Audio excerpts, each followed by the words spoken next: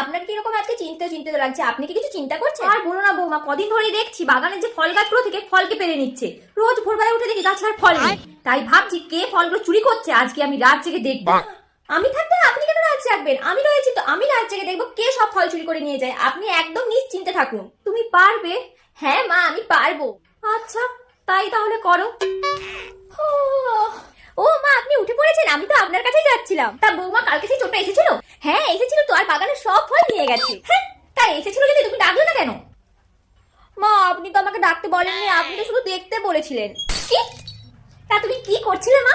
আর জানেন মা, উপরে যে পেয়ারা গাছটাতে বড় বড় পেয়ারা হয়, সেই পেয়ারাগুলোতে না হাত পাচ্ছিল না। সেই জন্য আমি আপনার মইটা আর আকর্ষটা দিলাম যে ওইটা দিয়ে উঠে পেয়ারাটা পারতে। তোমার গয়নাগুলো তো দিয়ে দিতে পারতে। আচ্ছা মা, পরের দিন তাহলে আসলে আপনার চাবিটা দেবেন আলমারির, আর আমার গয়নাগুলো সব দিয়ে দেবো।